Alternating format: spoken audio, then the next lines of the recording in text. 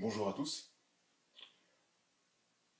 Le message que j'ai à vous présenter aujourd'hui concerne justement un message que nous connaissons bien. Il s'agit du message écrit à l'ange de l'église de Laodicée. C'est un message que nous avons déjà traité dans nos assemblées en long et en large, et nous en connaissons les défauts qu'il met en avant, et notamment ce défaut d'orgueil. Euh, Mais souvent, ce message, nous ne nous rendons pas compte, il est mal interprété dans notre propre vie. Et nous ne prenons pas ce message pour nous peser sur la balance de ce message et considérer notre propre cœur. Et nous allons juger le cœur et les agissements d'autrui. Alors nous prenons ce message comme un outil pour dire à notre prochain, tu vois, regarde le message que tu as reçu. Tu ne te rends pas compte, mais tu t'enorgueillis de ce message. Et tu, tu crois parce que tu as la vérité que tu as cette vérité que tu es au-dessus des autres. Mais nous ne nous rendons pas compte qu'indirectement, lorsque nous parlons ainsi de notre prochain, nous disons de nous-mêmes indirectement, vois comme je suis riche et que je n'ai besoin de rien. Le problème du message de Laodicée et dans nos vies, c'est qu'il est facile avec ce message d'aller juger autrui sans nous poser nous-mêmes sur la balance de ce message. Mais je n'en dirai pas plus sur le message écrit à l'ange de Laodicée, pas plus que ceux que nous en connaissons déjà. En réalité, je voudrais rentrer dans un peu plus de détails sur comment euh, les choses vont se dérouler de manière aussi prophétique pour nous qui vivons dans le temps de l'église de Laodicée et voir quelle sera la structure, et notamment une structure de vie pour tous ceux qui sont inclus dans ce temps de l'église de Laodicée. Et pour cela, je vous propose de comparer ce message écrit à l'ange de l'église de Laodicée, de le comparer avec une autre histoire qui se trouve dans la Bible, et c'est l'histoire des 10 plaies d'Égypte. Celle-ci aussi, c'est une histoire que nous connaissons bien. Nous l'avons également vue en long, en large et en travers, et vous pourriez citer, je pense, les 10 plaies de mémoire, et vous pourriez citer bien des détails sur cette histoire de mémoire, mais je vous propose de nous arrêter sur quelques détails, et vous verrez à quel point ces deux histoires sont liées. Pour le moment, évidemment, vous pouvez certainement vous poser la question, mais quel est le rapport entre cette histoire des 10 plaies d'Égypte et le message à l'Odyssée? Eh bien, je vous propose de le voir dans quelques instants. Pour le moment, je vous propose de passer un court moment dans la prière afin de demander à Dieu de nous inspirer, afin que nous puissions prendre aussi une décision en ce qui concerne notre vie dans ce temps de l'Église de Laodicée. Prions. Notre Dieu, notre Père, nous voudrions te remercier pour tes bontés envers nous. Merci pour ce message que tu nous permets d'avoir en ce matin. Merci parce que tu nous permets tu nous permettras par ce message de nous ouvrir les yeux. Ô Père, dès maintenant, que tu puisses ouvrir nos oreilles afin que nous puissions entendre ce que l'Esprit dit aux églises. Que ton Esprit, Seigneur, se répande parmi nous et parmi les auditeurs de cette vidéo et que toute gloire te soit rendue au travers des décisions que nous prenons personnellement, que nous prendrons personnellement dans notre vie. Amen.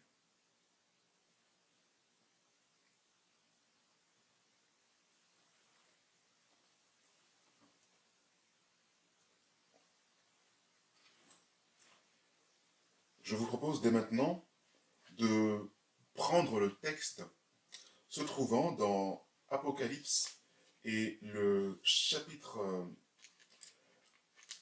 Apocalypse et le chapitre 3 et nous allons voir quel est le problème de Pharaon.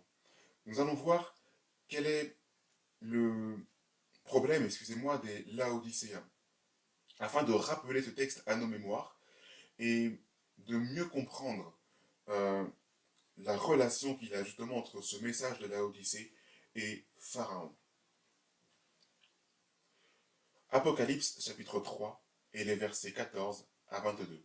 Apocalypse chapitre 3 et les versets 14 à 22.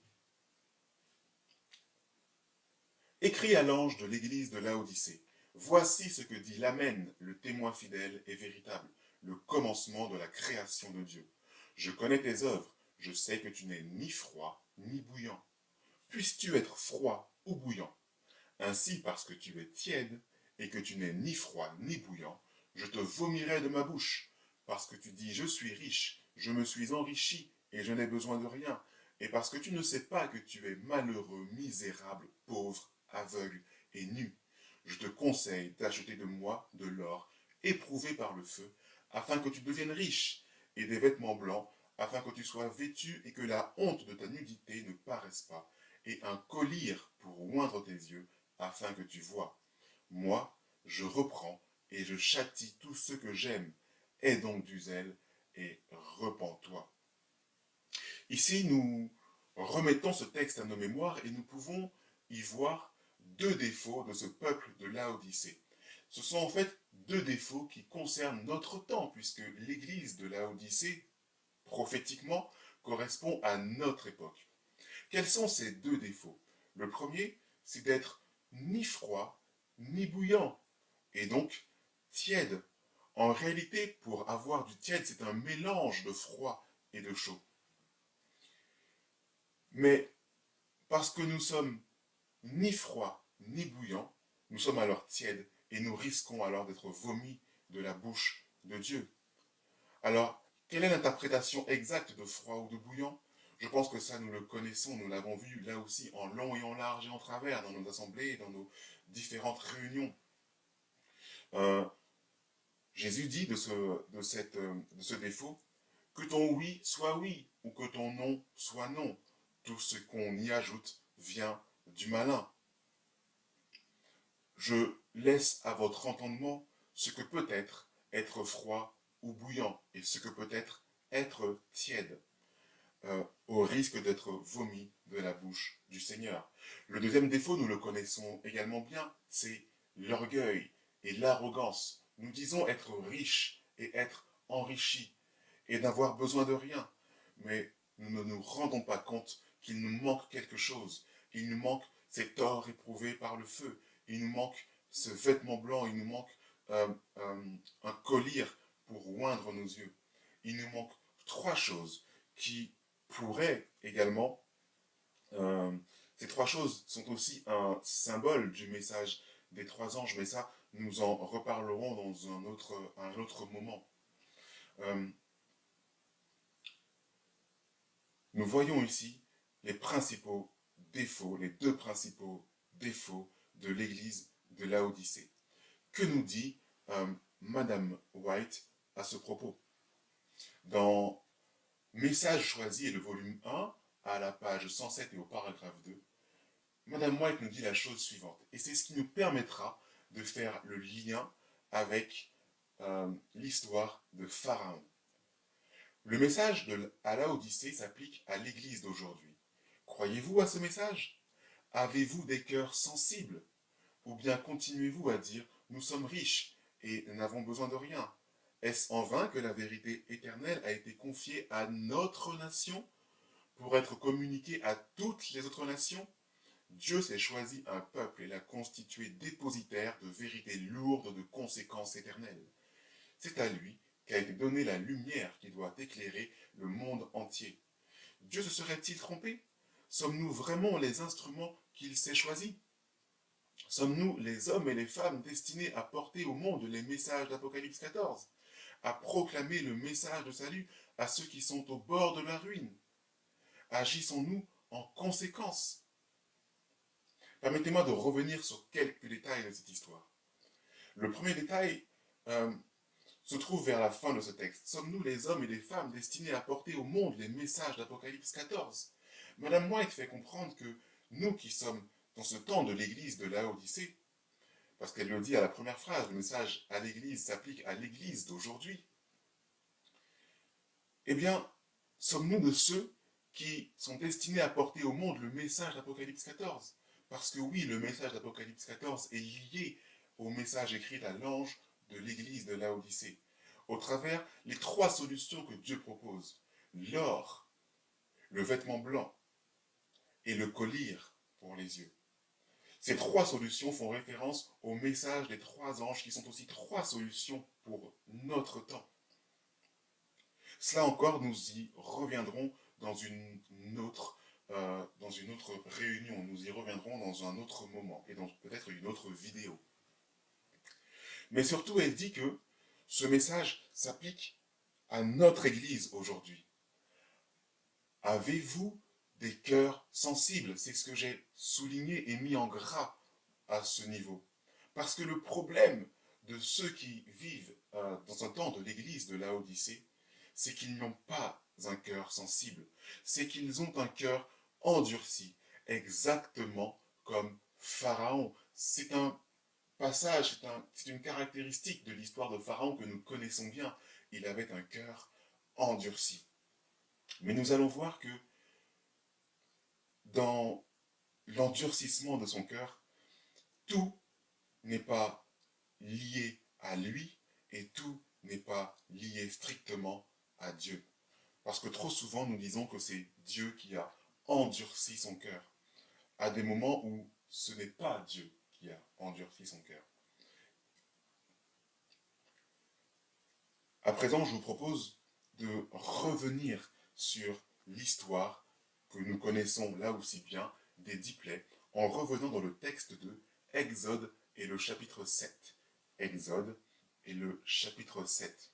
Chers amis, avons-nous des cœurs sensibles? Avez-vous des cœurs sensibles?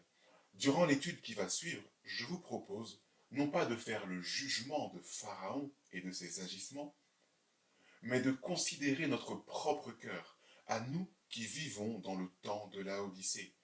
Avez-vous des cœurs sensibles? Je vous propose de vérifier cette réponse à travers l'histoire de Pharaon, Exode et le chapitre 7.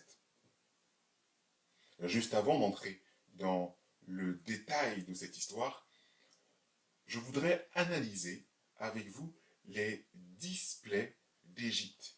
Les 10 plaies d'Égypte selon deux caractéristiques de chacune de ces plaies. Selon deux caractéristiques de chacune de ces plaies. La première caractéristique est celle de la réaction à chaud.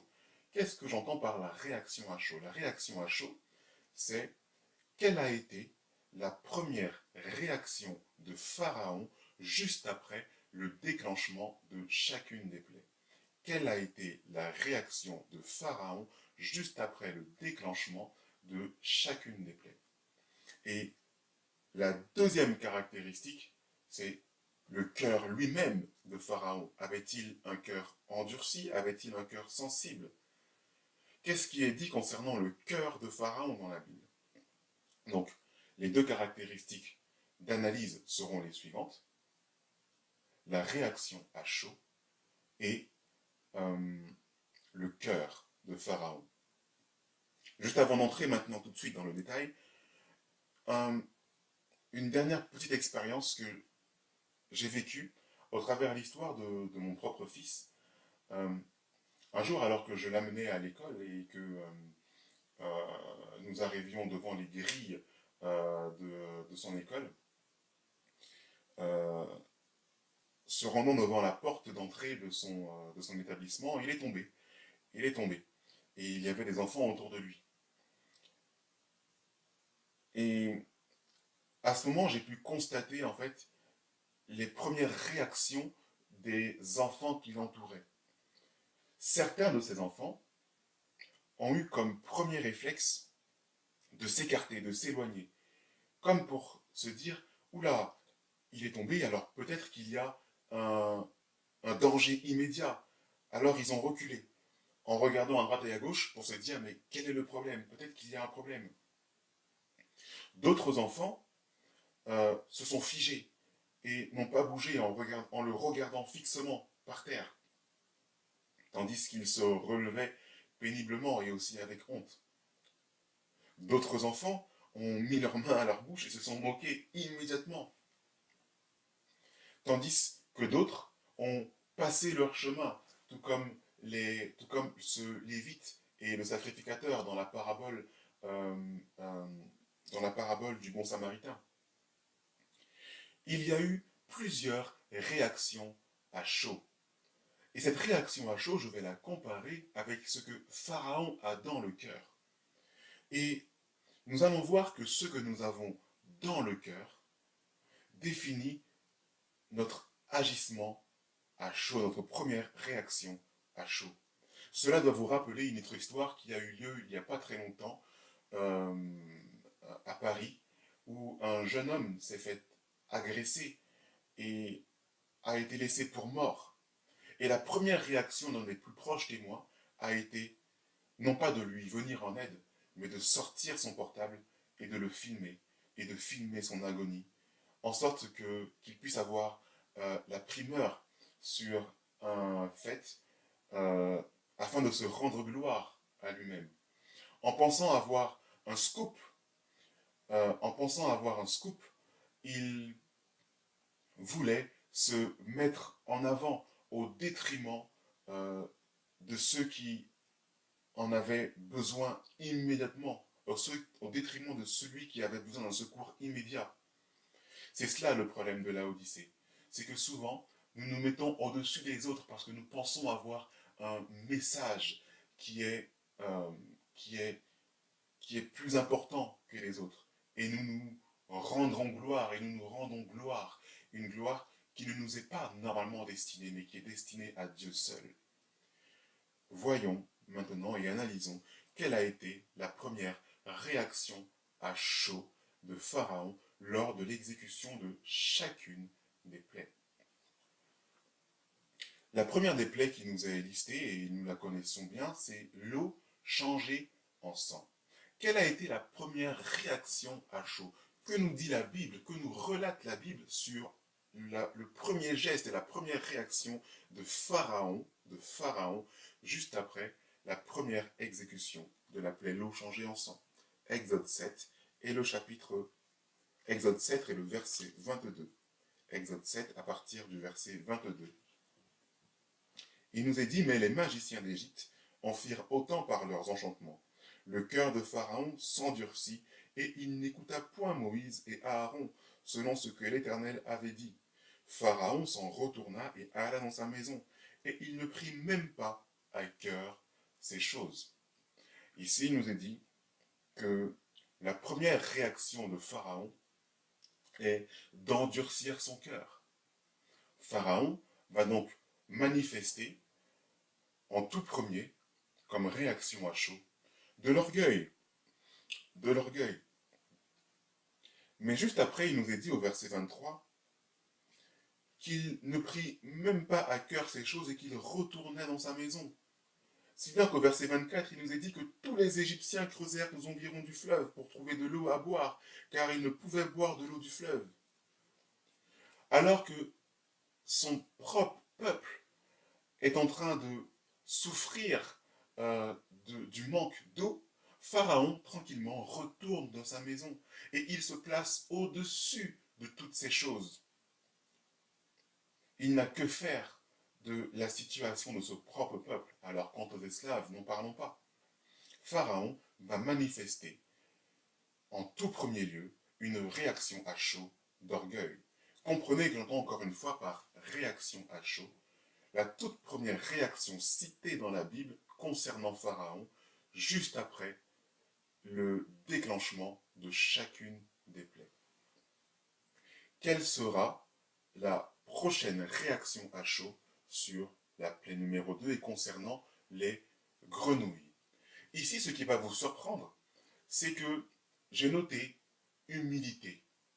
Humilité, Pharaon, non, ça ne colle pas ensemble parce que Pharaon a eu un cœur endurci à tous les moments.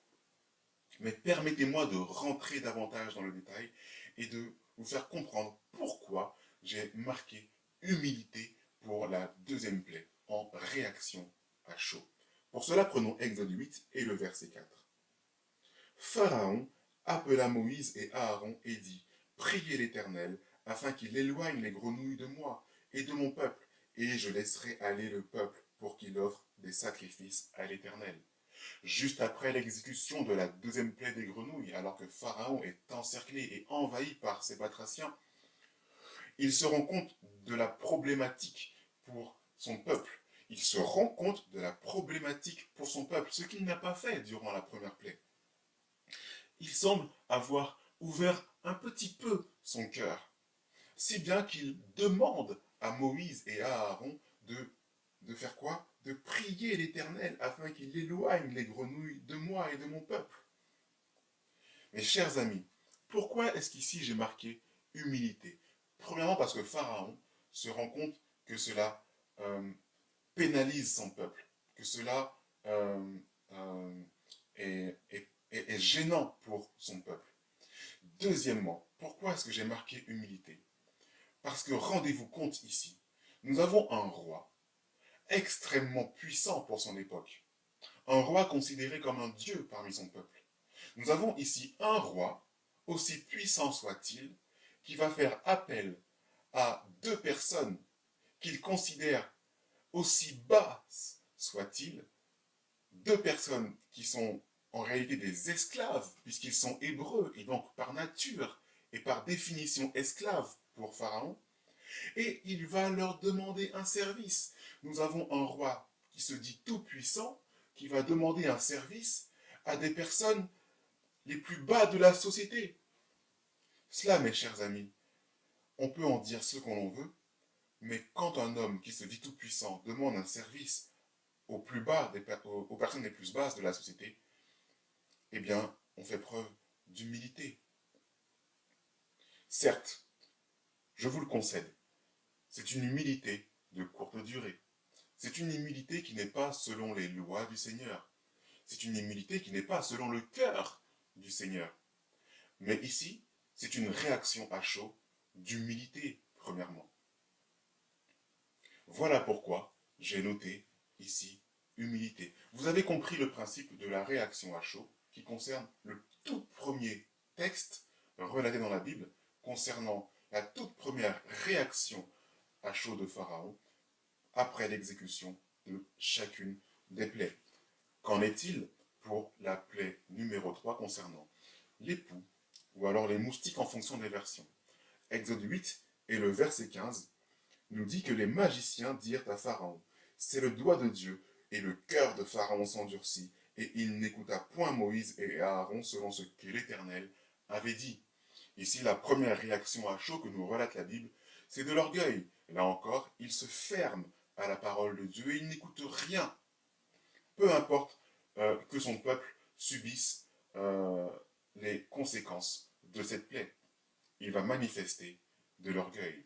Ici, les réactions à chaud pour les récapituler. Nous avons premièrement de l'orgueil, puis de l'humilité, puis de l'orgueil encore une fois.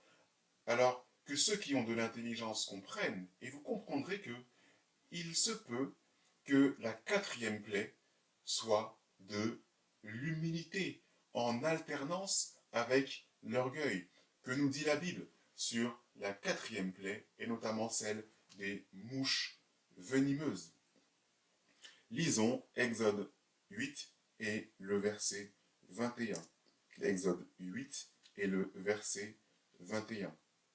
Alors que la plaie des mouches a été déclenchée, verset 21, Pharaon appela Moïse et Aaron et dit, allez, offrez des sacrifices à votre Dieu dans le pays.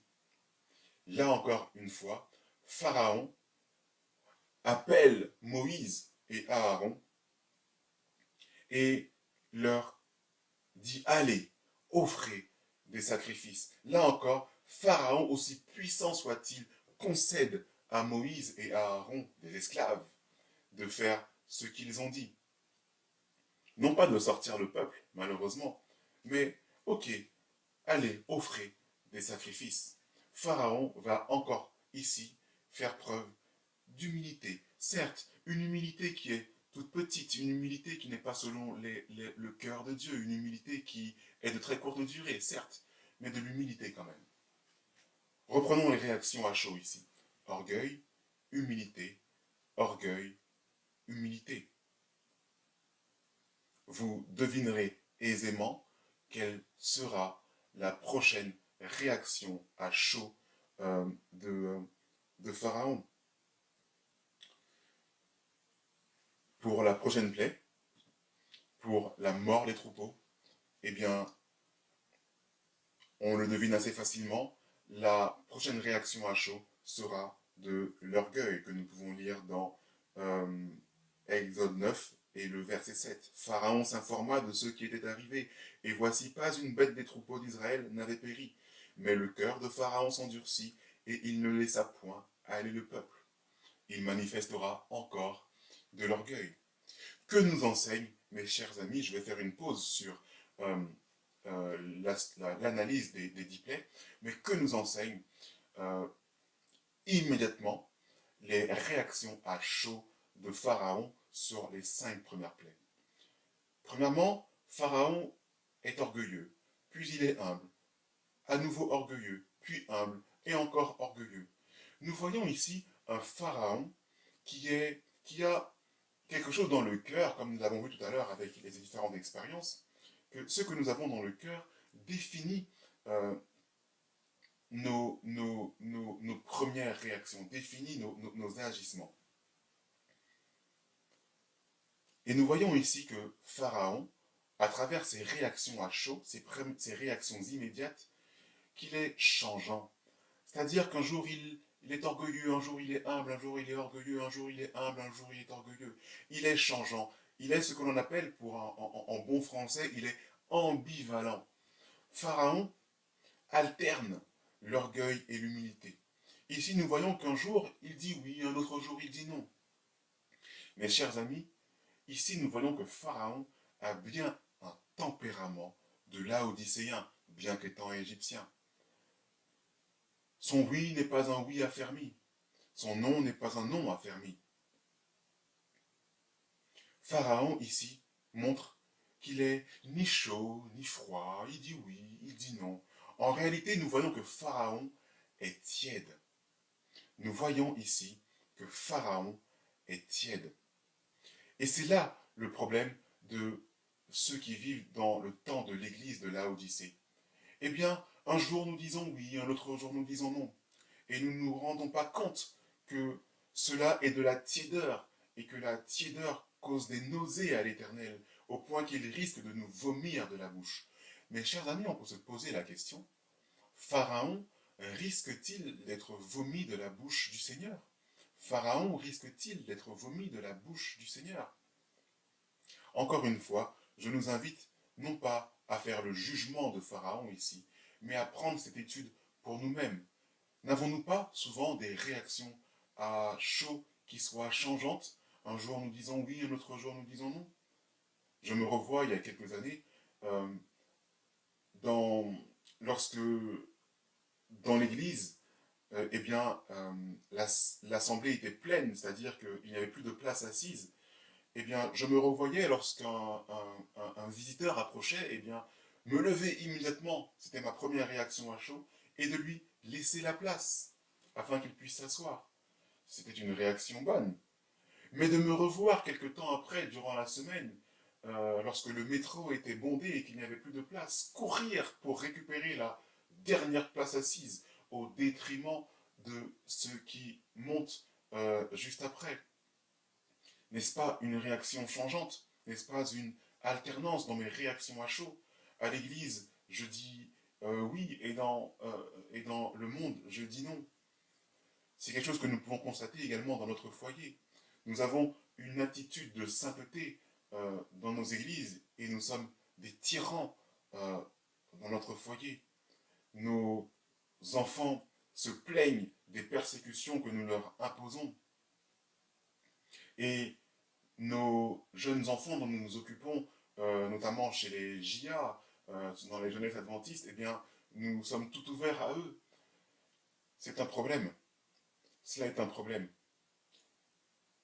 Indirectement et de manière même directe, nous appliquons, euh, nous appliquons le défaut de Laodicée.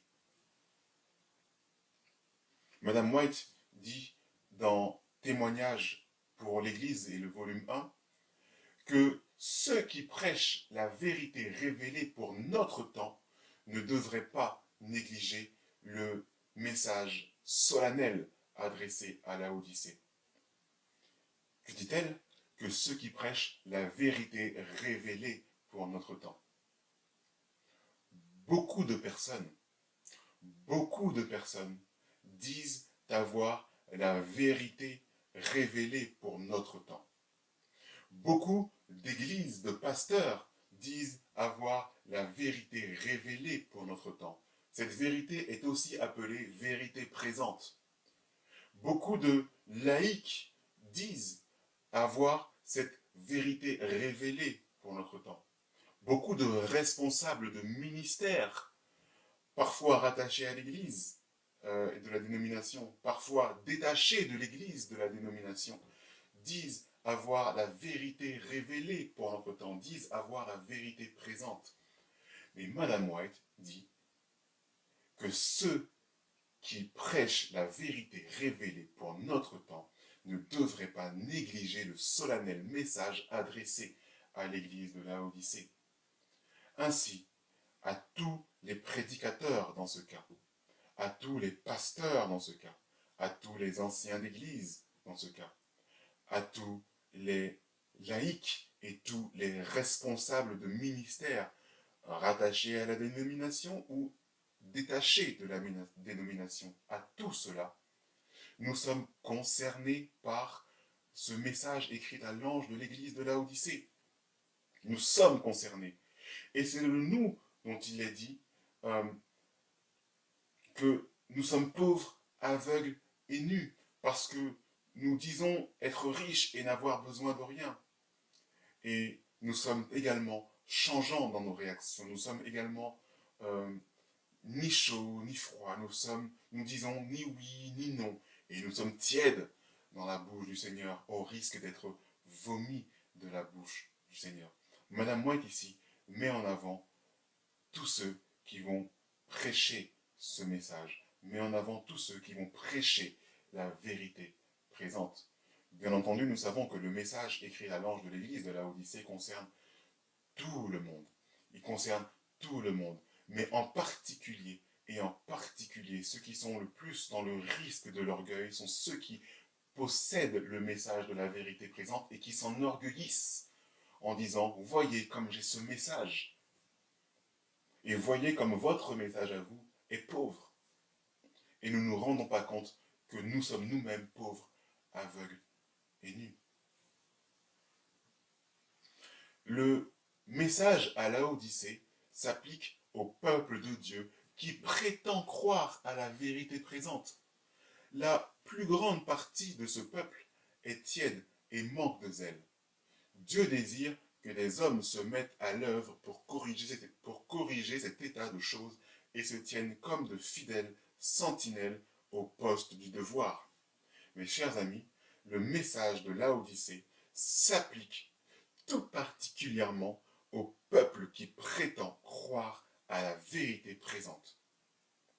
À partir du moment où nous nous disons adventistes du 7e jour, le message de Laodicée s'applique à nous.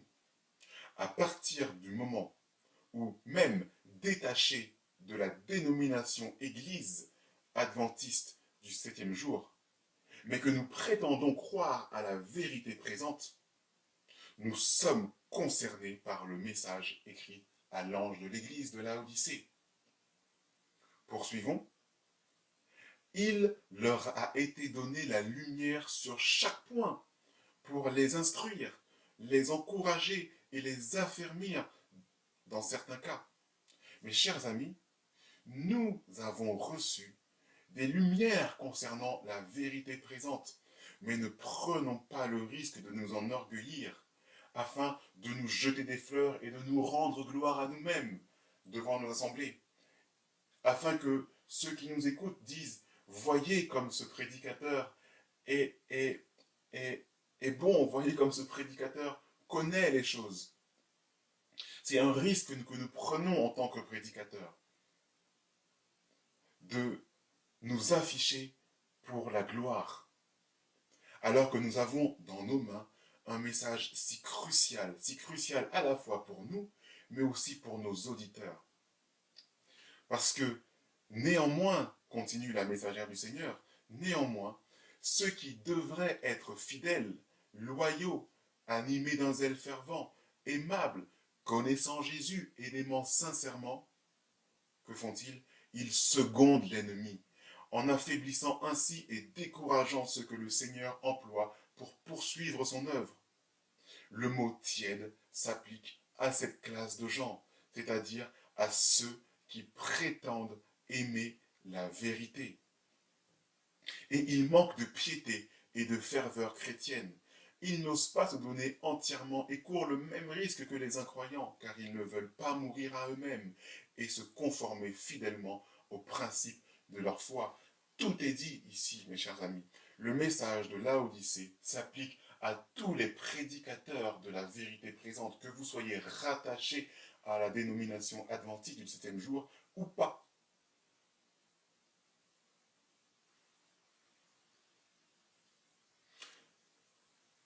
Le seul espoir pour les Laodicéens se trouve dans une claire vision de leur état spirituel, une connaissance de la nature de leur maladie.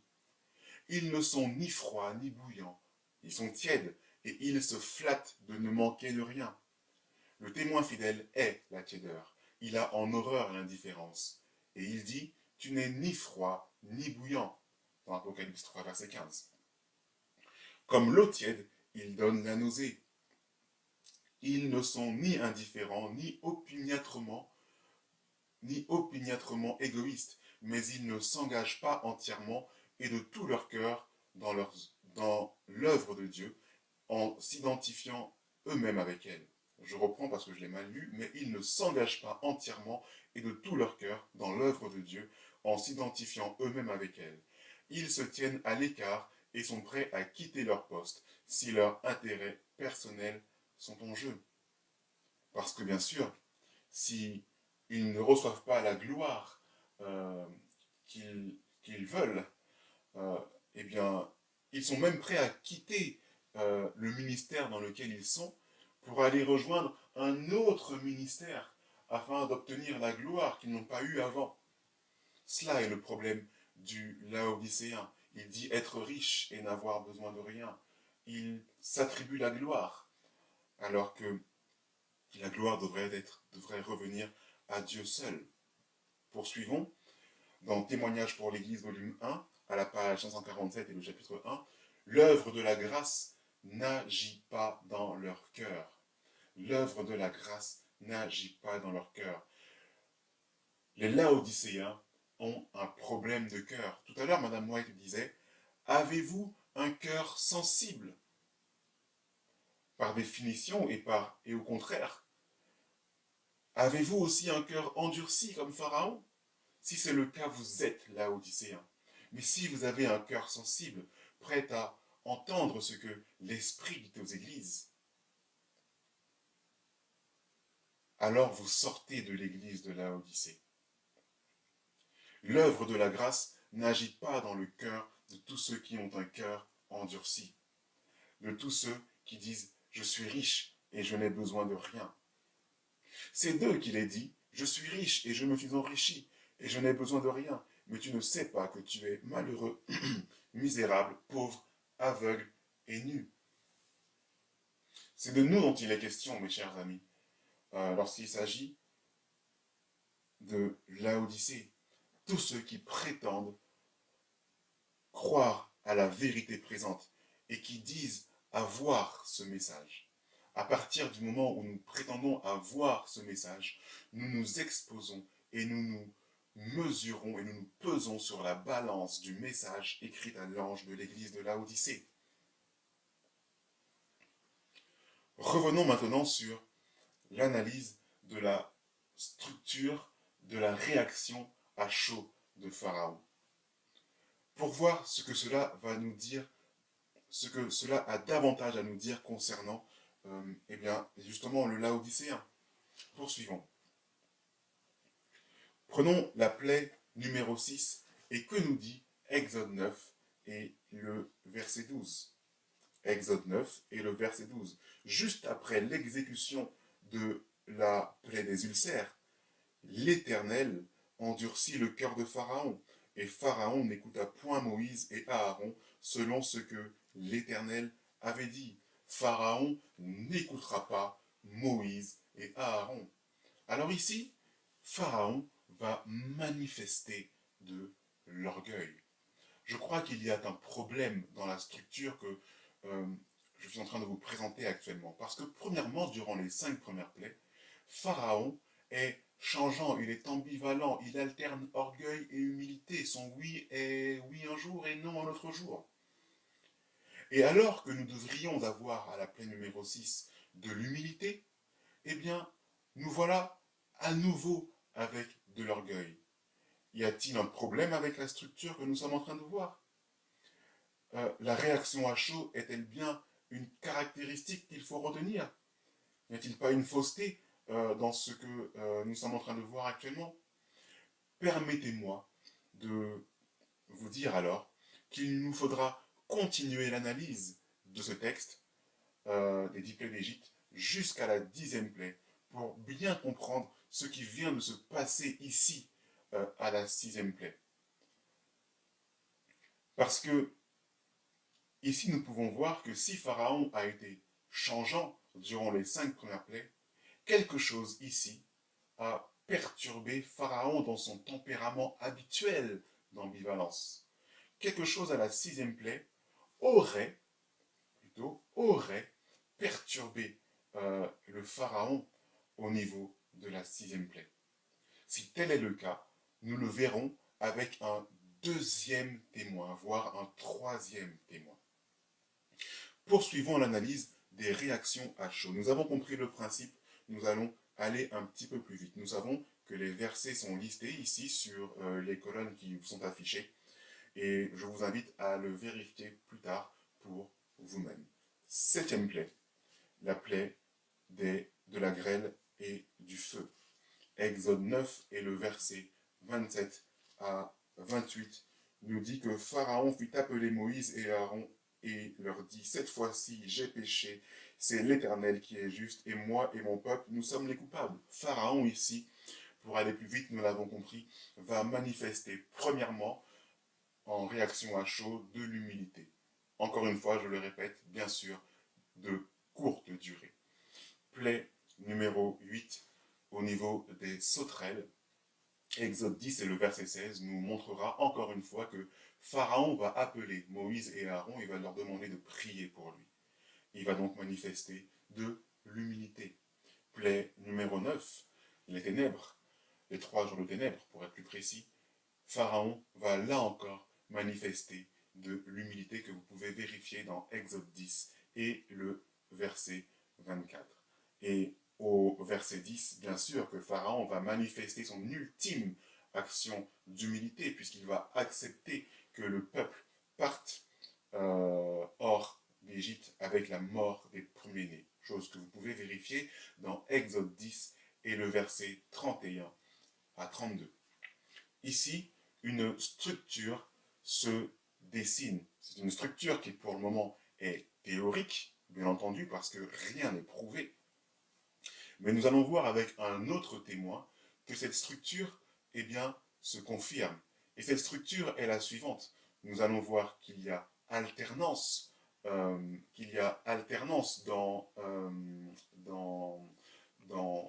les réactions à chaud de Pharaon. Et nous allons voir qu'il y a également humilité. Alors non, excusez-moi, je reprends. Qu'il y a alternance dans les réactions de Pharaon durant les 5 premières plaies, et qu'à la 6e plaie, il va être perturbé par quelque chose, au point que ses réactions habituelles ne soient plus les mêmes, et si bien que ce qui l'a perturbé va provoquer chez lui de l'humilité constamment jusqu'à la 10e plaie.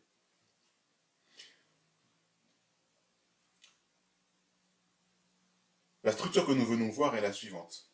Les 5 premières plaies, Pharaon est ambivalent, il est changeant, il est ni chaud ni froid. Matthieu 5 et le verset 37 que je vous invite à prendre nous dit la chose suivante en substance. Je vais le faire de mémoire. Euh, que votre oui soit oui, que votre non soit non, car tout ce qu'on y ajoute vient du malin. Pharaon était ambivalent durant les 5 premières plaies. Il était changeant. Son oui a été oui un jour, mais un autre jour a été non. À la 6e plaie, nous avons vu que quelque chose l'a perturbé. Et dès la 7e plaie jusqu'à la 10e, il s'est humilié.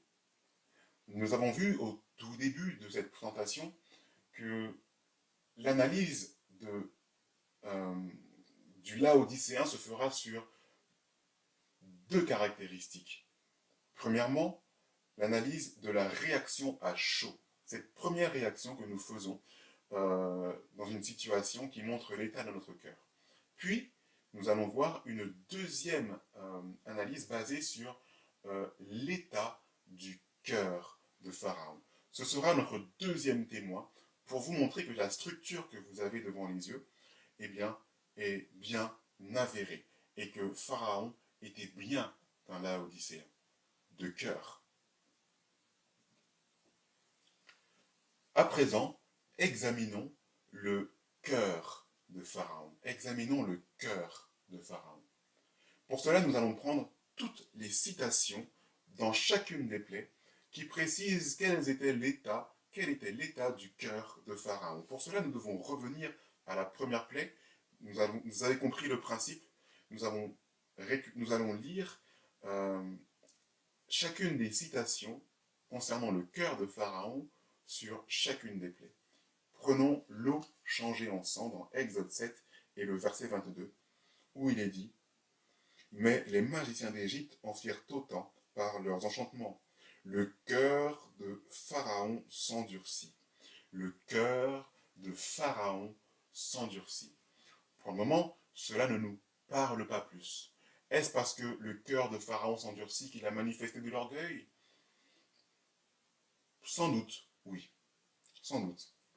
Mais pour le moment, cela ne parle pas.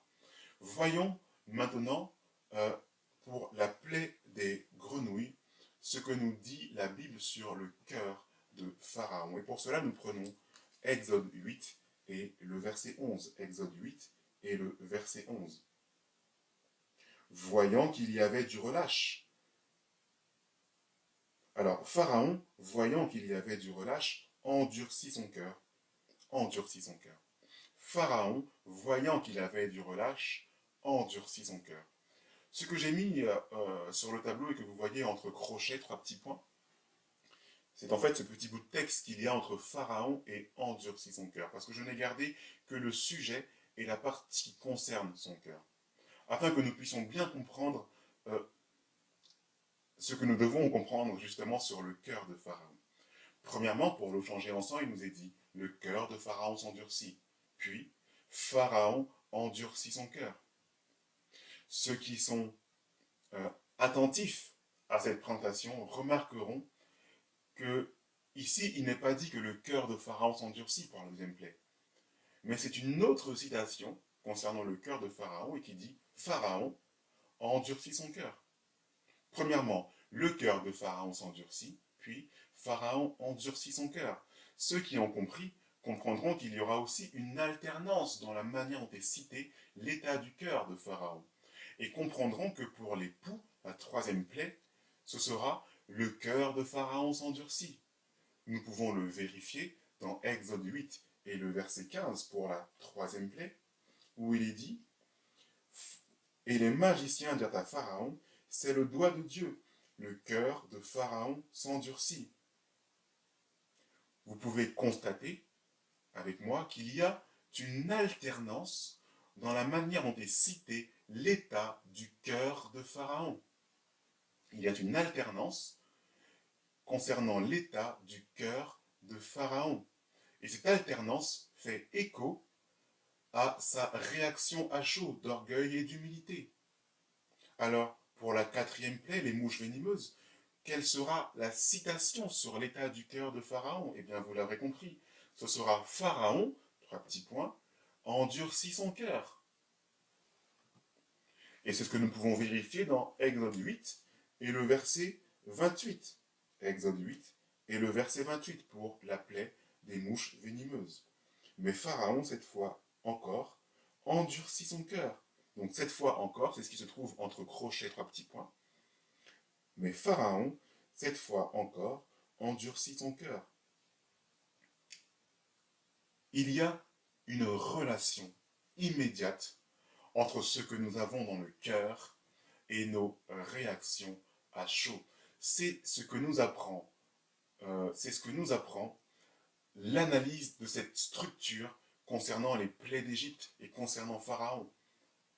Cela nous enseigne, cela nous donne une leçon concernant le Laodicéen, les Laodicéens dont nous sommes. Cela nous apprend que ce que nous avons dans le cœur, mes chers amis, va définir nos réactions, va définir si nous serons chauds ou froids. Chaud ou froid ne concerne pas uniquement nos actions d'engagement dans nos églises et dans nos assemblées et dans nos ministères. Chaud ou froid ne définit pas uniquement les œuvres que nous faisons, mais chaud ou froid a un rapport aussi avec ce que nous avons dans le cœur. Et ici, nous voyons que Pharaon, même dans son cœur, il n'était pas droit, il était changeant, il était alternant. Cela est un problème. Vous pourrez deviner facilement quelle sera la citation concernant la mort des troupeaux, cette cinquième plaie. Vous pourrez deviner facilement quel sera l'état du cœur de Pharaon pour la cinquième plaie. Eh bien, il nous sera dit que le cœur de Pharaon s'endurcit dans Exode 9 et le verset 16. Exode 9 et le verset 7. Pardon. Exode 9 et le verset 7. Pharaon s'informa de ce qui était arrivé. Et voici, pas une bête des troupeaux d'Israël n'avait péri. Mais le cœur de Pharaon s'endurcit. Et il ne laissa point aller ce peuple. Mes chers amis, nous voyons ici que la structure de la réaction à chaud a un écho avec l'état du cœur de Pharaon et vice-versa. Nous voyons que l'état du cœur de Pharaon a un écho sur les réactions à chaud. Cette première structure des 5 premières plaies est donc bien avérée et a donc un deuxième témoin et est donc bien juste. Mais si cette structure complète sur les 10 plaies et dans la colonne des réactions à chaud est bien avérée, alors nous devrons retrouver quelque part au niveau de la 6e plaie quelque chose qui, encore une fois, va perturber Pharaon, puisque Pharaon a été perturbé au niveau de la 6e plaie dans ses réactions à chaud. Alors, qu'est-ce qui, dans le cœur de Pharaon, va nous montrer qu'il a été perturbé au niveau de la plaie des ulcères? Eh bien, nous avons compris le principe, la Bible va nous en donner la réponse immédiate dans Exode 9 et le verset 12. Exode 9 et le verset 12. Celui qui va perturber Pharaon, c'est l'Éternel. Parce qu'ici, pour la première fois, ce n'est pas le cœur de Pharaon s'endurcit, ni Pharaon endurcit son cœur, mais c'est l'Éternel qui va endurcir le cœur de Pharaon. Est-ce l'Éternel qui perturbe Pharaon dans ses agissements? Est-ce l'Éternel qui a perturbé ses réactions à chaud, si bien qu'il ne cessera ensuite de s'humilier? A-t-il remarqué quelque chose, Pharaon, dans son état? Cela a-t-il quelque chose à nous enseigner, à nous qui vivons du temps de l'Église de Laodicée? Qu'est-ce qui perturbe Pharaon au niveau de la 6e plaie? C'est l'Éternel, car il est dit que l'Éternel endurcit le cœur de Pharaon. Voyons la plaie suivante.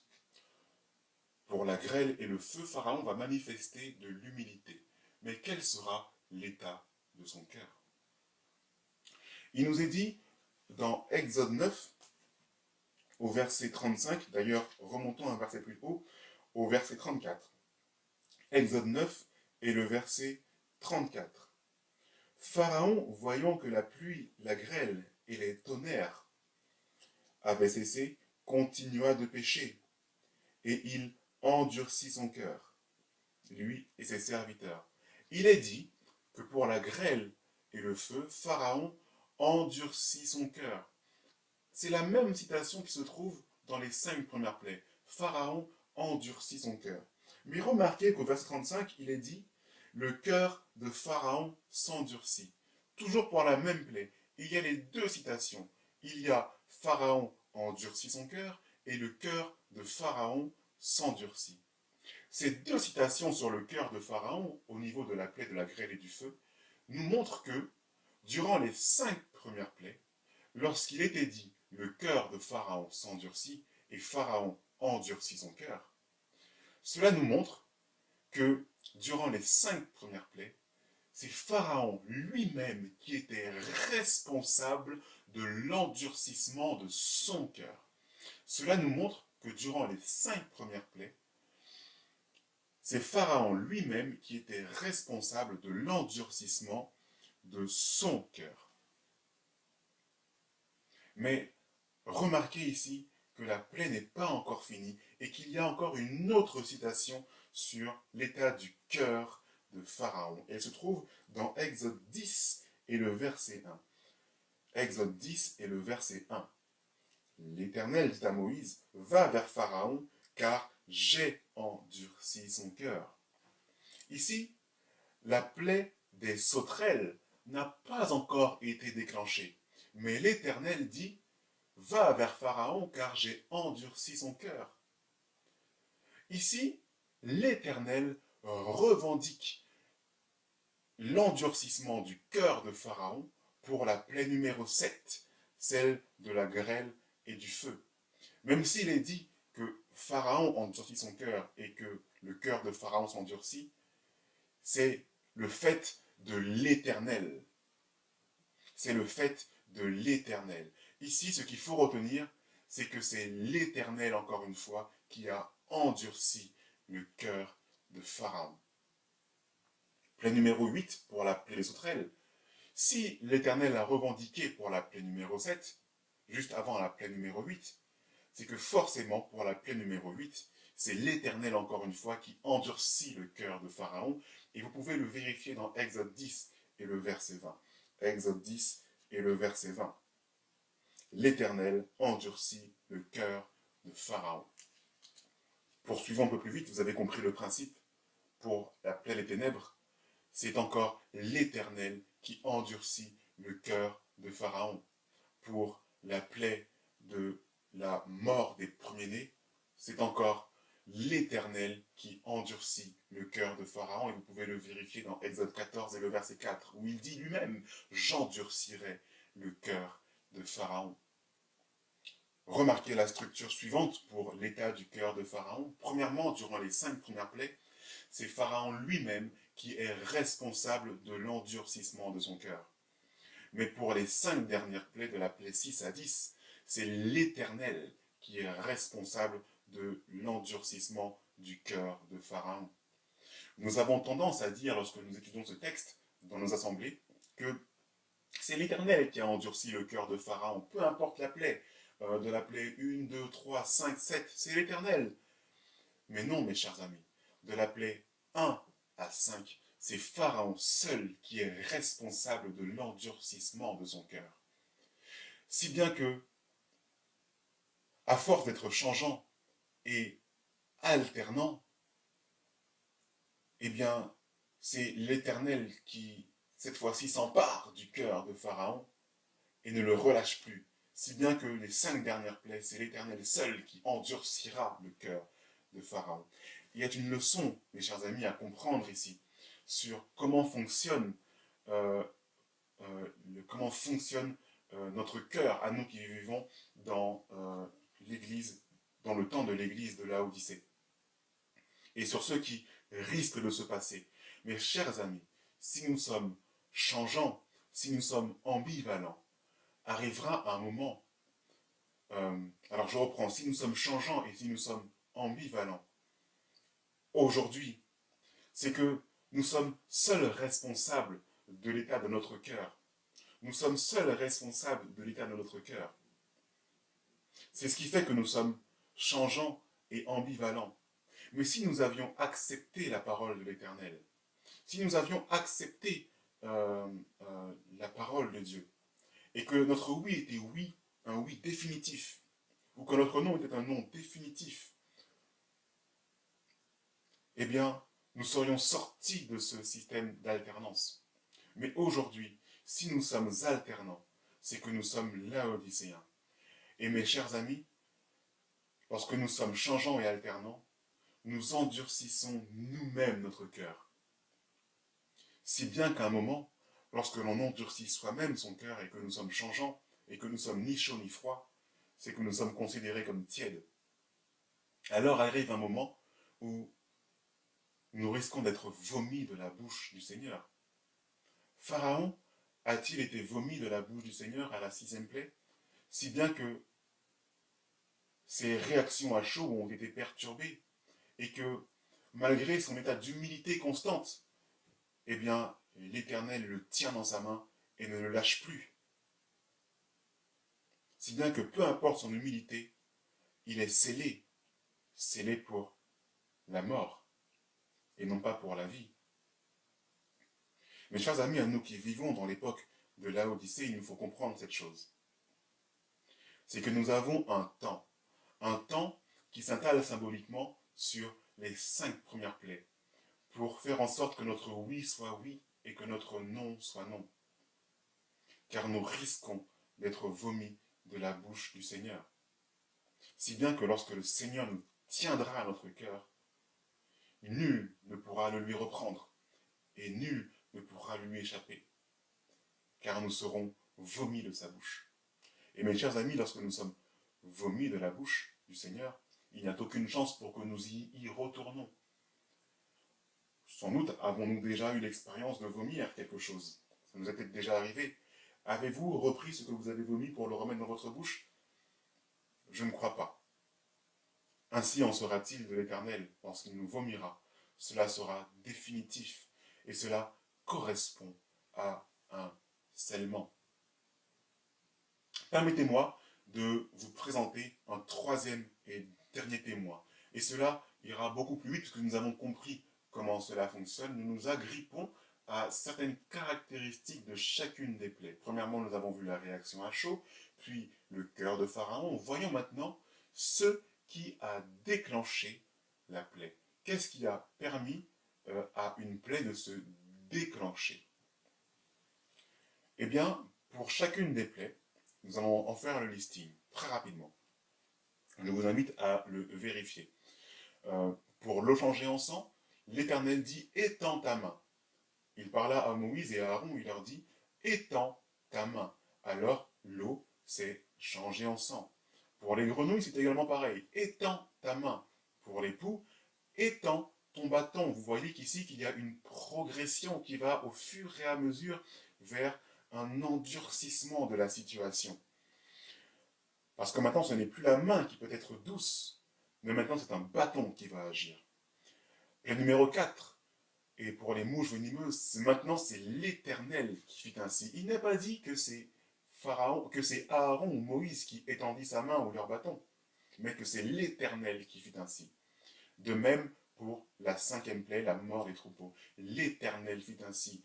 Il y a une progression qui devient de plus en plus critique, si bien qu'à la 6e plaie, pour la première fois, et de manière totalement exceptionnelle, que ce sera la seule fois, ce n'est pas la main, ni le bâton, ni l'Éternel qui agissent, mais de la cendre de fournaise qui est jetée dans les airs et qui se répandra en ulcère sur le peuple d'Égypte. La cendre de fournaise. Nous allons voir dans quelques instants à quoi cela peut correspondre. Mais vous voyez ici que cela accentue la charnière qu'il y a entre les 5 premières plaies et les 5 dernières. Puis nous revenons à nouveau vers un « étends ta main », et dans ta main, et dans ta main, et l'Éternel fit ainsi.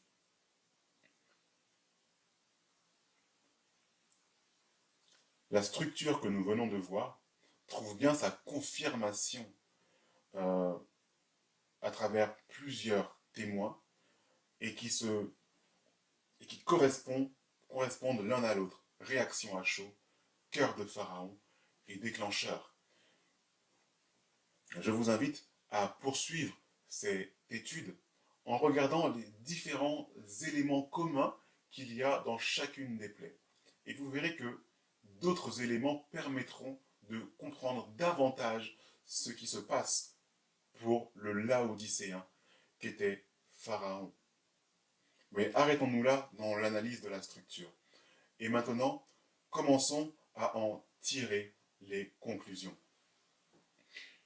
De la plaie 1 à la plaie 5, Pharaon est changeant, il est inconstant, il est ambivalent. Un jour il dit oui, un jour il dit non. Il est tiède, parce qu'un jour il est chaud et un jour il est froid. Et ce qui donne la tiédeur, mes chers amis, c'est le mélange du chaud et du froid. Il est donc les deux. Mais surtout durant les 5 premières plaies, Pharaon est seul responsable du durcissement de son cœur. Plaie numéro 6. Nous avons vu, et nous l'avons prouvé à plusieurs reprises, que cela est une plaie charnière où Pharaon est perturbé par quelque chose. Et ce qui le perturbe, c'est l'Éternel qui lui-même endurcit son cœur. Et nous avons vu dans une troisième structure concernant le déclencheur de la plaie qu'il y a de la cendre de fournaise. La cendre de fournaise. Mais en quoi la cendre de fournaise constitue-t-il le fait d'être vomi de la bouche du Seigneur? En quoi la cendre de fournaise constitue-t-il le fait d'être scellé? Eh bien, je vous invite pour cela à prendre le texte d'Apocalypse, le chapitre 9 et le verset 13. Apocalypse et le chapitre 9 et le verset 13. Apocalypse, le chapitre 9 et le verset 13. Nous sommes ici, dans ce texte, dans le contexte des 3 malheurs. Nous sommes dans le contexte des 3 malheurs. Et dans Apocalypse 9 et le verset 13, nous commençons le 2e malheur. Le 6e ange sonna de la trompette. Le 6e ange, c'est également la 6e trompette, et donc le 2e malheur. Le 6e ange sonna de la trompette, et j'entendis une voix venant des 4 cornes de l'autel d'or qui est devant Dieu. Mais alors ici, quel est le rapport avec cette voix qui sort des 4 cornes de l'autel d'or qui est devant Dieu et notre histoire de cendre de fournaise? Le rapport est le suivant. Il nous faut savoir de quoi on parle ici. Cette voix qui vient des 4 cornes de l'autel d'or qui est devant Dieu nous rappelle immédiatement le sanctuaire et notamment son mobilier. Il y a 2 autels dans le sanctuaire qui possèdent 4 cornes. Premièrement, il y a l'autel des holocaustes qui se trouve dans le parvis. Cet autel des holocaustes se trouvant dans le parvis possède 4 cornes à ses extrémités, mais il est en airain, alors qu'ici dans ce texte il est dit 4 cornes de l'autel d'or. Cela ne peut donc pas être l'autel des holocaustes. Le 2e autel qui possède 4 cornes, mais cette fois-ci couverte d'or, c'est l'autel des parfums.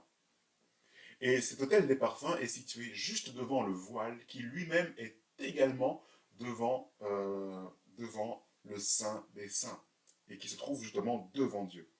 Il s'agit ici, en réalité, de l'autel des parfums. Quel est le rapport avec la cendre de fournaise? Eh bien, dans l'autel des parfums, le sacrificateur avait pour mission de répandre du parfum sur des braises chauffées afin de faire diffuser un parfum sous forme de fumée dans l'ensemble du lieu saint et du lieu très saint. Parfum qui était d'une agréable odeur à l'Éternel. Et c'est cette cendre de fournaise qui provient justement de l'autel des parfums dont il est question ici. Et dans l'histoire de Pharaon, la cendre de fournaise est un symbole de l'autel des parfums. Maintenant que nous avons identifié d'où provient la cendre de fournaise, quel est son rôle de scellement dans l'histoire de Pharaon? Prenons le texte de Luc le chapitre 1, Luc chapitre 1 et le verset 8 à 10. Luc chapitre 1 et le verset 8 à 10. Or, pendant qu'il s'acquittait de ses fonctions devant Dieu, selon le tour de sa classe, il fut appelé par le sort, d'après la règle du sacerdoce, à entrer dans le temple du Seigneur pour offrir le parfum. Toute la multitude du peuple était dehors en prière à l'heure du parfum. Nous sommes donc ici en présence de Zacharie, père de Jean-Baptiste, et sacrificateur qui a été choisi pour offrir le parfum dans l'autel des parfums. Il va donc répandre du parfum dans l'autel et sur les braises, qui vont elles-mêmes dégager une fumée. Cette fumée est considérée comme assez épaisse, si bien qu'elle va envahir le lieu saint et le lieu très saint. Et juste après cela, il nous est dit qu'un ange lui est apparu et lui a parlé. Encore une fois, quel est le rapport ici avec le scellement? Eh bien, au verset 20, nous allons voir que, au verset 20 de Luc, le chapitre 1, nous allons voir qu'il y a un symbole du scellement. Et ce symbole du scellement intervient justement tandis qu'il y a un service qui est fait à l'autel des parfums. Verset 20. Et voici, tu seras muet et tu ne pourras parler jusqu'au jour où ces choses arriveront, parce que tu n'as pas cru à mes paroles qui s'accompliront en leur temps. Mes chers amis, la bouche de Zacharie a été scellée. Et si vous n'êtes pas sûr qu'il s'agit symboliquement d'un scellement devant l'autel des parfums, je vous invite à prendre un autre texte d'une autre personne qui a été scellée également, dont la bouche, encore une fois, a été scellée devant l'autel des parfums. Et cela sera un deuxième témoin pour attester qu'il y a une action de scellement devant l'autel des parfums. Ésaïe 6 et le verset 6 à 7. Ésaïe 6 et les versets 6 à 7. Mais l'un des séraphins vola vers moi, tenant à la main une pierre ardente qu'il avait prise sur l'autel avec des pincettes. Il en toucha ma bouche et dit, ceci a touché tes lèvres, ton iniquité est enlevée et ton péché est expié. Cette pierre ardente prise avec des pincettes a été prise d'où? Eh bien, elle a été prise sur l'autel, et en l'occurrence l'autel des parfums. Et cette braise a été posée où? Sur la bouche d'Ésaïe. Et nous avons vu que cela annoncera le début de son ministère. Mes chers amis, lorsque, tout en étant laodicéens, lorsque nous arrivons à l'étape de la plaie numéro 6, il y a un scellement qui se fait. Certains seront scellés pour la vie. C'est ce que nous voyons symboliquement dans l'histoire d'Ésaïe. Certains seront scellés pour la mort. C'est ce que nous voyons symboliquement, je dis bien symboliquement, dans l'histoire de Zacharie. Et lors de ce scellement, il se passe la chose suivante. Un texte encore une fois que nous connaissons bien et qui se trouve dans Apocalypse et le chapitre 22, et qui dit la chose suivante, que celui qui est injuste soit encore injuste, et que celui qui est souillé se souille encore, et que le juste pratique encore la justice, et que celui qui est saint se sanctifie encore. Mes chers amis, arrive un moment où le temps de Laodicée prend fin, et il prend fin symboliquement à la 6e plaie. Il y a un scellement, et certains seront scellés pour la vie, d'autres seront scellés pour la mort. Ceux qui sont injustes continueront d'être injustes. Ceux qui sont souillés continueront d'être souillés. Mais ceux qui sont justes continueront à pratiquer la justice. Et ceux qui sont saints continueront à se sanctifier. Il y a un temps limite pour la Odyssée. C'est la raison pour laquelle, mes chers amis, je nous invite à ne pas considérer la paille qui est dans l'œil de votre voisin, parce que lorsque nous faisons cela, nous disons que nous sommes riches nous-mêmes et que nous avons besoin de rien, parce que nous voyons la paille qui est dans l'œil de notre voisin. C'est une erreur lourde de conséquences, c'est une erreur qui engage la vie et qui engage la mort de celui qui se met dans une telle condition. Si bien que, mes chers amis, après le scellement, Pharaon, de la plaie 7 à 10, n'a plus le contrôle sur son propre cœur, Tout à l'heure, je vous disais, qui peut prendre le vomi qu'il a vomi et le remettre dans sa bouche? Personne. Et Dieu ne le fera pas. Une fois qu'on est dans la main de l'Éternel, on ne peut plus en sortir. Une fois que Dieu a décidé de vous sceller, une fois qu'elle a décidé de vous vomir, il ne vous reprendra plus. Lorsque votre cœur est endurci avant les 5 premières plaies, eh bien c'est l'Éternel qui prend votre cœur et qui continuera de l'endurcir jusqu'à notre anéantissement total dans la mer Rouge, mes chers amis. Il y a une fin à la Odyssée, et cette fin prend fin justement à la plaie numéro 6. Je vous invite à lire le texte de Job, le chapitre 35. Job, le chapitre 35 et les versets 12 et 13. Job, chapitre 35 et les versets 12 et 13. Ici, nous sommes dans le contexte où un ami de Job lui parle et tente de faire comprendre à Job que Job était orgueilleux, mais nous savons que cela a été faux. Toutefois, ce qu'il dit, ce que cet ami va dire, a une résonance toute particulière à nous qui maintenant avons étudié ce message sur la Odyssée. Et il dit la chose suivante, au verset 12 et 13 du chapitre 35 de Job. On a beau crier alors, Dieu ne répond pas, à cause de l'orgueil des méchants. C'est en vain que l'on crie, et Dieu n'écoute pas. Le Tout-Puissant n'y a point égard. Mes chers amis, lorsque nous sommes laodicéens et que nous ne souhaitons pas changer, nous endurcissons notre cœur. Et cela est considéré comme de l'arrogance et cela est considéré comme de l'orgueil pour notre Seigneur. Et à cause de cet orgueil, on aura beau crier alors, mais Dieu ne nous répondra plus. À cause de notre orgueil, c'est en vain que nous crierons et Dieu ne nous écoutera plus.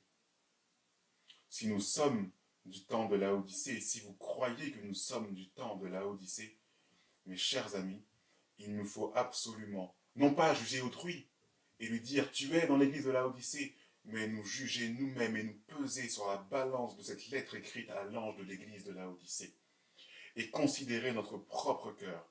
Avons-nous un cœur sensible, dit la messagère du Seigneur, ou avons-nous un cœur qui est endurci?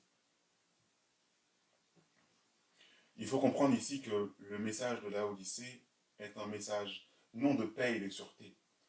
Ce n'est pas un message où on peut dire que tout ira bien si tu as l'amour, si tu crois au Seigneur Jésus, tu seras sauvé. Et ça ne suffit pas. Nous avons un engagement euh, profond à faire dans notre cœur qui déterminera si nous sommes chauds, ou si nous sommes bouillants ou si nous sommes froids. Notre cœur dira, notre cœur sera ce qui déterminera si nous sommes un laodicéen ou pas. Nous devons travailler sur notre cœur. C'est un message critique qu'est la Odyssée, mes chers amis.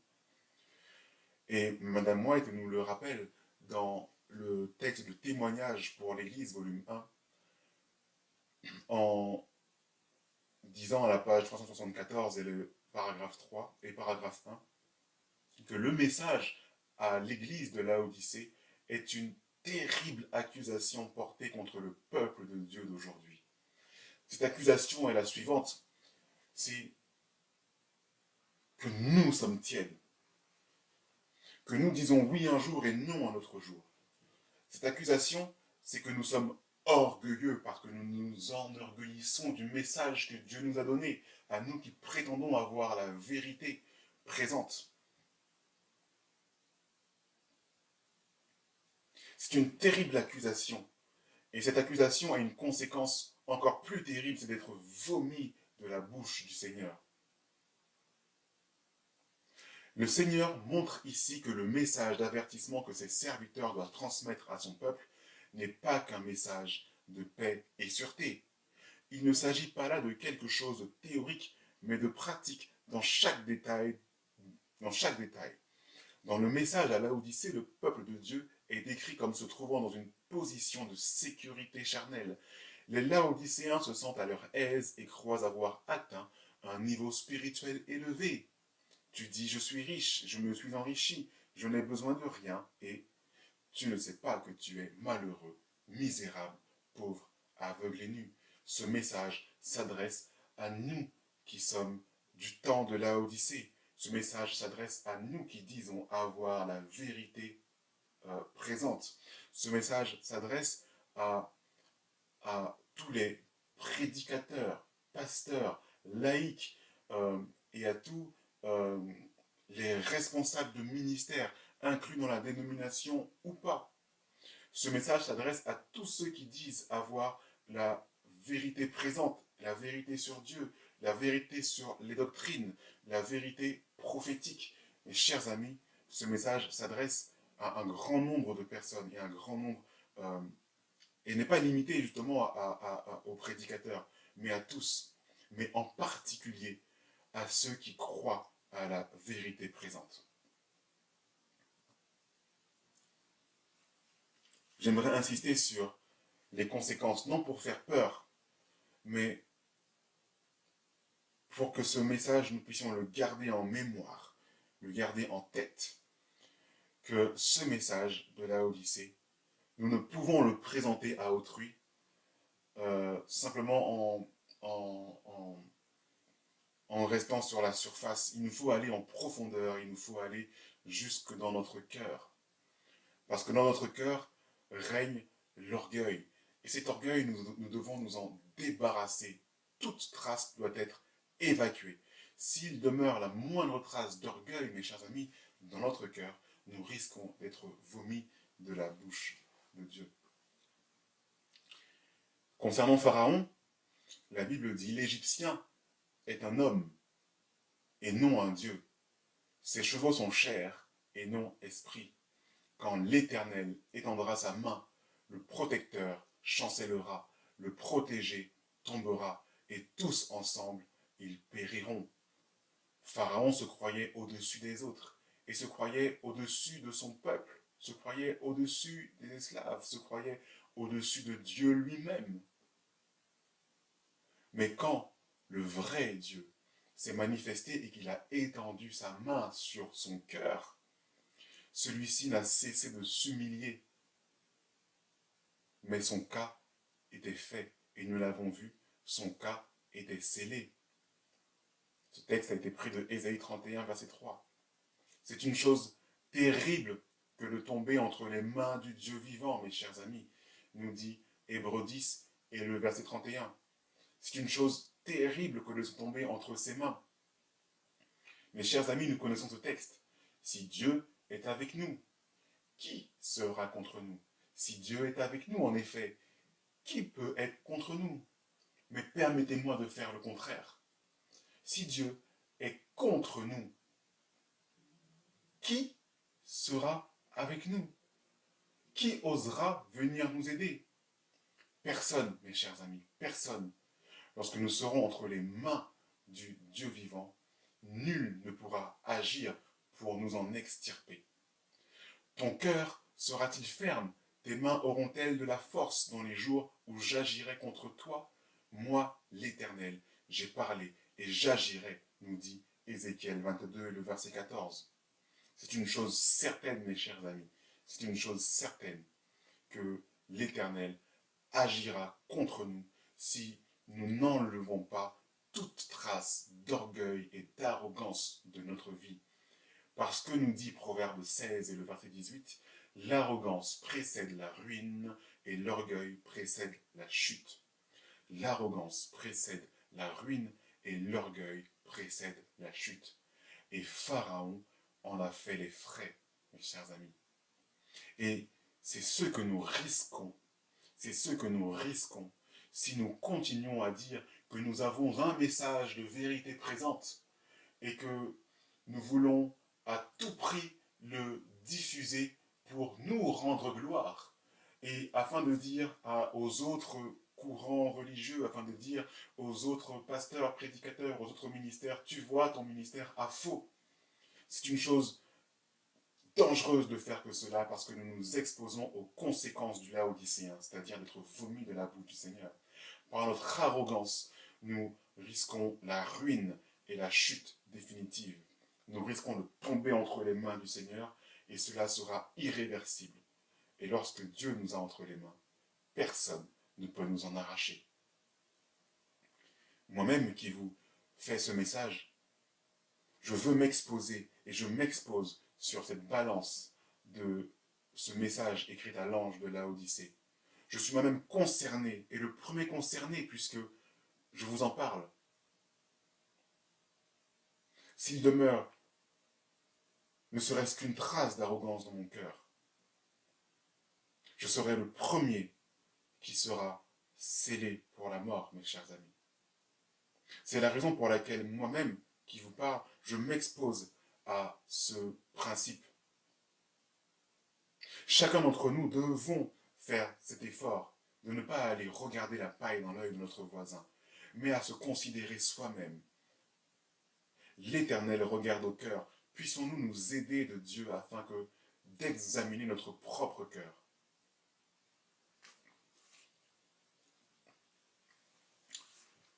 Pour récapituler, Pharaon a bien été vomi de la bouche de Dieu. Pharaon a eu un temps pour se repentir, mais il est resté ni chaud ni froid, et il est resté orgueilleux. Pharaon a bien eu un temps pour se repentir, et ce temps se trouve entre les plaies 1 à 5. Le chiffre 5 est un symbole pour le temps de Laodicée. C'est un symbole durant lequel nous pouvons nous repentir. C'est un symbole dont je parlerai à un autre moment.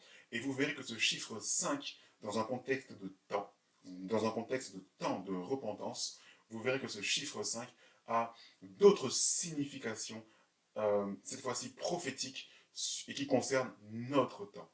Mais oui, Pharaon a bien eu un temps pour se repentir, et ce temps va de la plaie 1 à 5. Pharaon aurait pu, mes chers amis, durant les plaies 1 à 5, libérer le peuple d'Israël. Et nous aurions vu éclater la gloire de Dieu d'une autre façon. Il aurait pu le faire. Il aurait pu le faire. Mais il ne l'a pas fait. Il est resté ni chaud ni froid et orgueilleux, si bien qu'à la plaie numéro 6, il a été scellé et a été vomi de la bouche de Dieu. Quoi qu'il fasse désormais de la plaie 6 à 10, quoi qu'il fasse désormais, il est trop tard. Il a beau s'humilier, c'en est fini.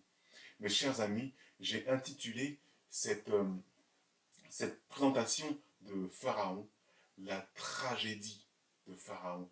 Car c'est une tragédie, mes chers amis, que vient de vivre le Pharaon. Et je vous invite encore une fois à ne pas rentrer dans un jugement de ce personnage, mais à considérer cette histoire pour nous-mêmes.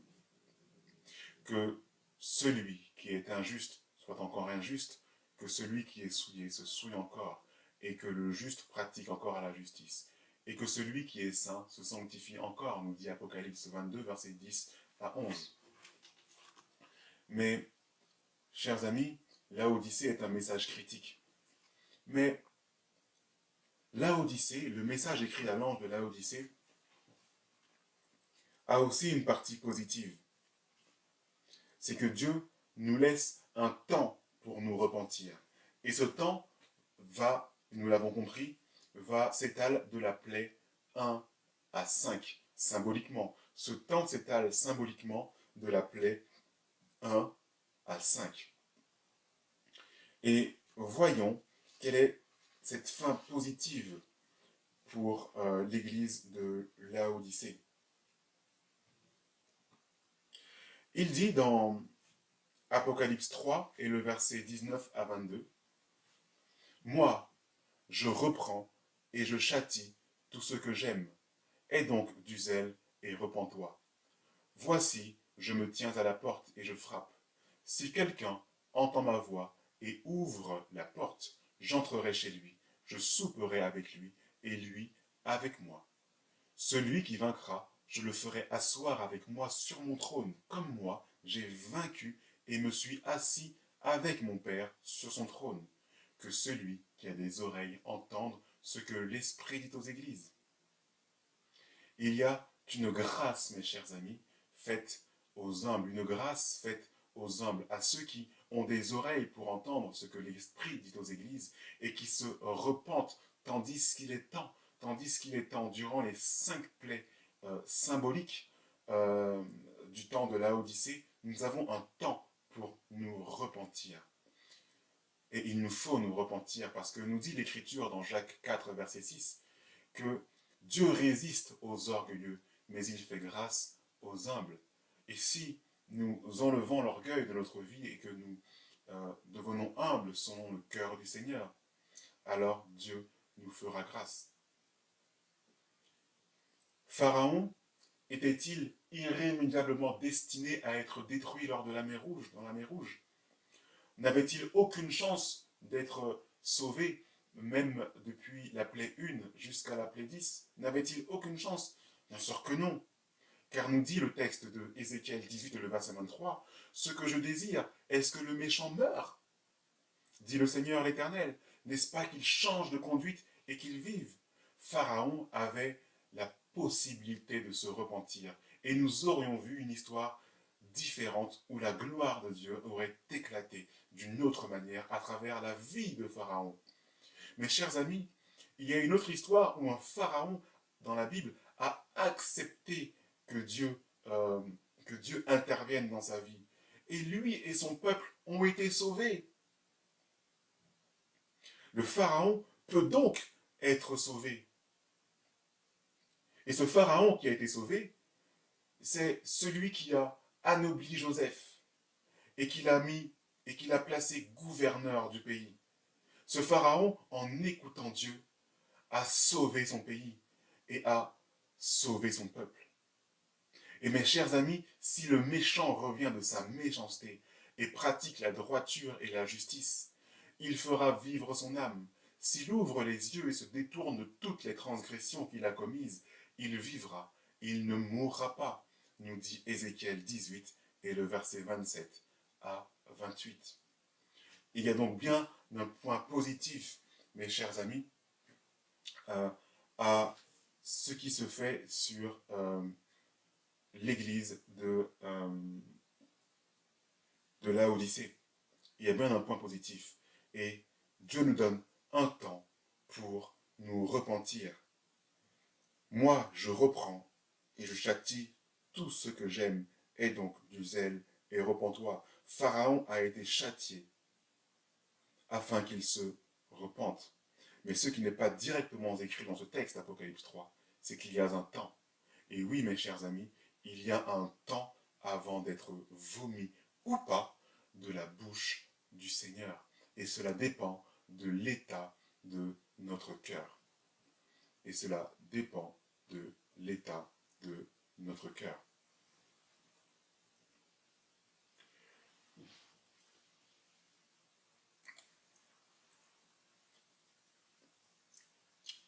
La présentation que nous avons faite aujourd'hui et la structure que nous avons définie en ce qui concerne, la réaction à chaud de Pharaon et en ce qui concerne l'état de son cœur, nous y avons défini une structure. Et un jour, alors que je présentais justement ce message, on m'a posé la question, mais est-ce que l'on peut vérifier cette structure dans d'autres versions de la Bible? Eh bien oui, l'étude elle-même a été faite avec la Louis II, mais elle a également été vérifiée avec la Louis II 21, elle a également été vérifiée avec la version Summer, la version Martin, la version Osterwald, tous avec des mots certes différents, ont également cette alternance dans les réactions à chaud et dans la manière dont est cité l'état du cœur de Pharaon. Tous font ce jeu d'alternance. Et même la version King James, la version anglaise, confirme cet état d'alternance. Mes chers amis,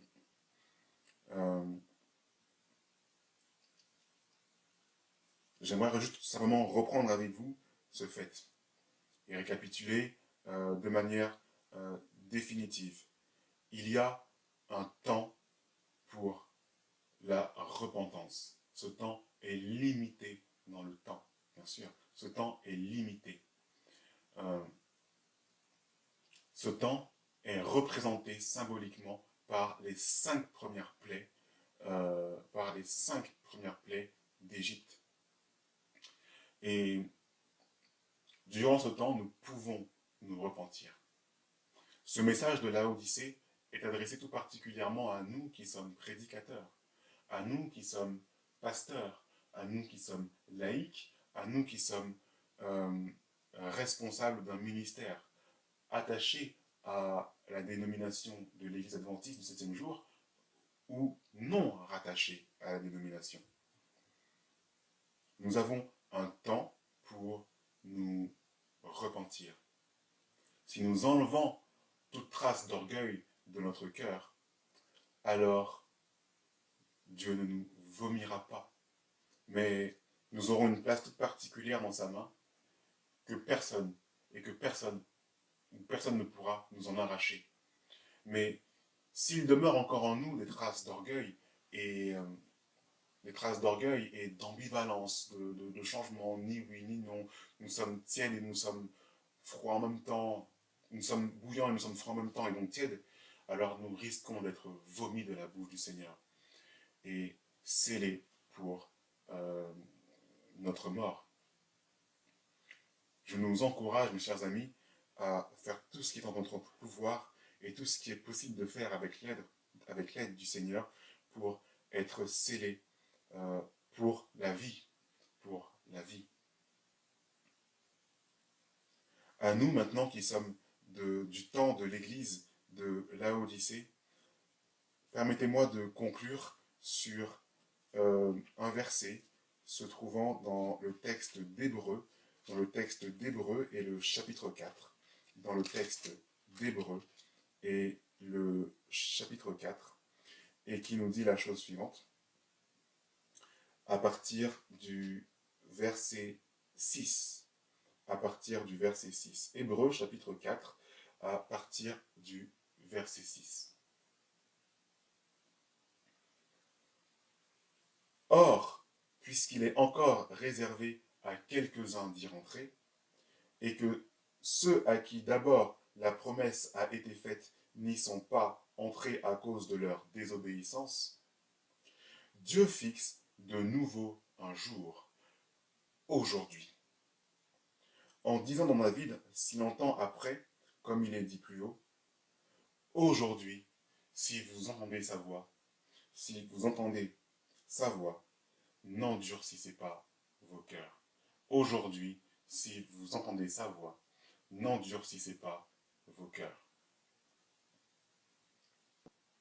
C'est ce message qui a été adressé à Pharaon, qui a entendu la voix de Dieu, mais qui a préféré endurcir son cœur durant les 5 premières plaies, et qui a été rejeté, et il ne lui a pas été permis d'entrer dans le repos. Et ce message aujourd'hui nous est destiné. Mes chers amis, si vous entendez la voix de Dieu, n'endurcissez pas vos cœurs. Que ceux qui ont des oreilles entendent, comprennent ce que l'Esprit dit à l'Église de Laodicée. Amen.